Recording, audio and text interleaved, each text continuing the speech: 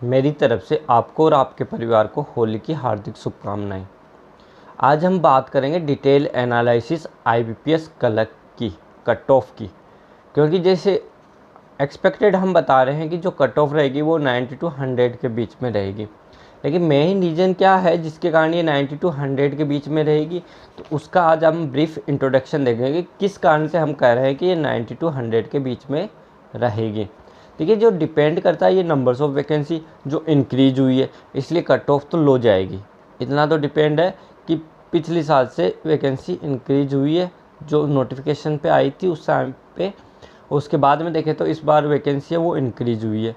इसका मतलब है कि आपकी कट ऑफ तो लो जाएगी, लेकिन कितना लो जाएगी ये डिपेंड करता है आपके अटेम्प्ट पे, पेपर की डिफ़िकल्टी पे। तो हम डिटेल एनालिसिस करेंगे पेपर की डिफ़िकल्टी का। तो देखिए, सबसे पहले हम एक गुड अटेम्प्ट की बात कर रहे हैं, जो एवरेज अटेम्प्ट है बच्चों के। एवरेज अटेम्प्ट का मतलब है कि इतने हम एवरेज अटेम्प्ट में ये लेके चल रहे हैं कि इतना उन बच्चों का सही है। देखिए, इंग्लिश लैंग्वेज में 21 से 23 मतलब एवरेज बच्चे हैं वो 21 से 23 क्वेश्चन लगभग सही कर रहे हैं, उनमें से 90% उनकी एक्यूरेसी है। तो एवरेज बच्चे को लेके चल रहे हैं, जो सिलेक्शन होगा वो एवरेज प्लस अबोव वाले बच्चे का होगा, न कि बिलो वाले बच्चे का। फिर देखिए, डेटा एनालिसिस है, उसमें 25 प्लस क्वेश्चंस करके आ रहे हैं बच्चे।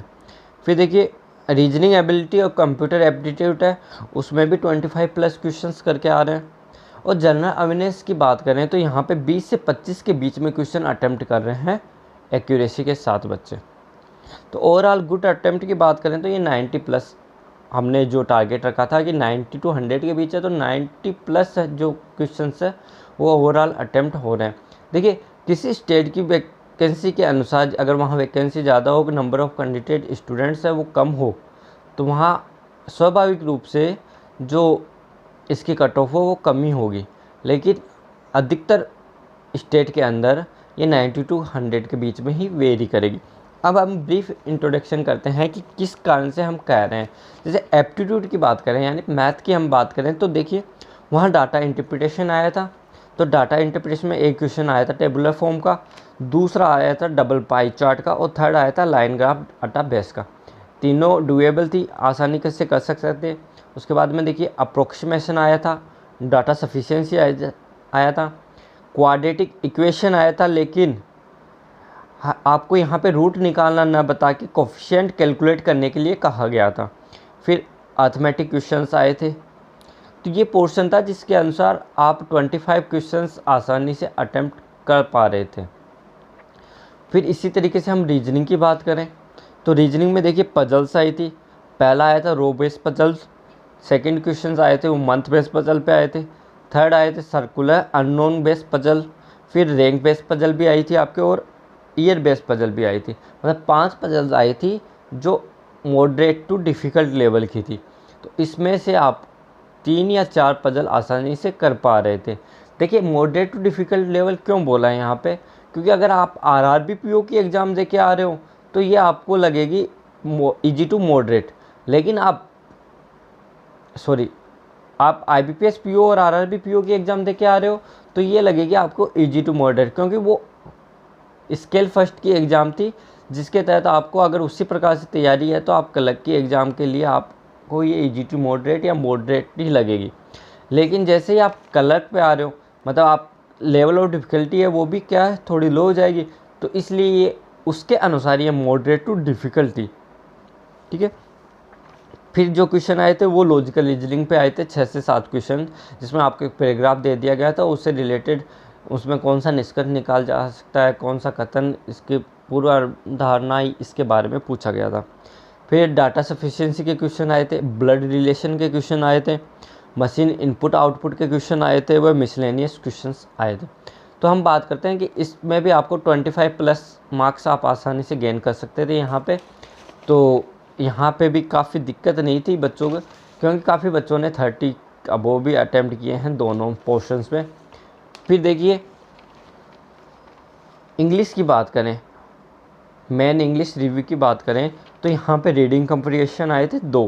पहला आया था US based affect of pandemic, दूसरा आया था आर्टिफिशियल इंटेलिजेंस। दोनों मॉडरेट लेवल के आए थे, तो करने में डुएबल थे, आसानी से कर पा रहे थे बच्चे। फिलिंग द ब्लैंक आए थे, इजी टू मॉडरेट आई थी। इरर स्पॉटिंग आई थी, मॉडरेट टू डिफ़िकल्ट आई थी ये। कनेक्टर आया था। उसके अलावा वो गैप बेस्ड क्वेश्चंस आए थे और पैरा जंबल्स आए थे जो इजी टू मॉडरेट थे। तो इसी प्रकार से जो कल के एग्ज़ाम के एनालिसिस के अनुसार ये 20 to 25 या 22 23 क्वेश्चंस आसानी से डुएबल थे। जो इंग्लिश मीडियम के बच्चे हैं उनके 30 भी क्वेश्चंस अटैम्प्ट हो रहे थे। तो ये डिपेंड करता है कि आपकी तैयारी कैसी थी उस अनुसार से। फिर जो चौथा पोर्शन था वो जीए पे था। तो जीए में क्या क्वेश्चन आए थे? करंट जीए आया था 6 महीने के, जैसे आरआरबी पीओ और आरआरबी क्लर्क में जिस प्रकार से 2 साल के क्वेश्चंस आए थे, उसी प्रकार से यहाँ पे केवल 6 महीने पुराने क्वेश्चन आए थे। तो डिफ़िकल्टी है वो काफ़ी कम हो गई थी अदर एग्ज़ाम के तहत से। तो यहाँ पे जो आपको पोर्शन था वो काफ़ी कम करना पड़ रहा था। तो ये तो निश्चित है कि आपका स्कोर इसमें अच्छा होगा, क्योंकि इसमें स्टैटिक भी आया था, बैंकिंग भी आया था और जनरल अवेयरनेस भी आया था। तो ये है इसका डिटेल एनालिसिस कि एग्ज़ाम में क्या क्या आया था।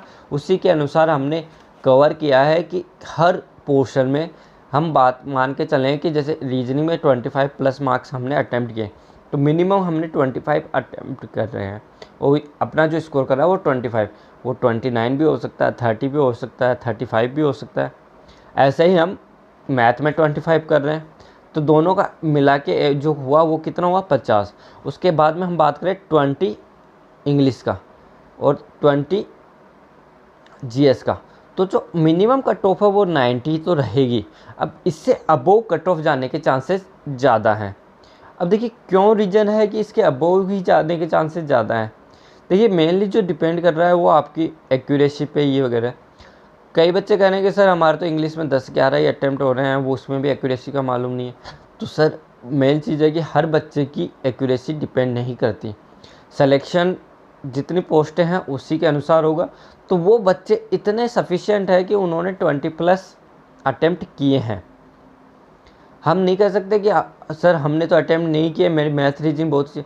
सर आपकी मैथ रीजनिंग अच्छी है, तो ये डिपेंड कर रहा है कि आपने मैथ रीजनिंग में कितना स्कोर किया है। अगर आपने मैथ रीजनिंग में 35 स्कोर किया और इंग्लिश में 10 ही नंबर आने, तो कोई भी दिक्कत की बात नहीं है, आप फिर भी कट ऑफ में शामिल हो रहे हो।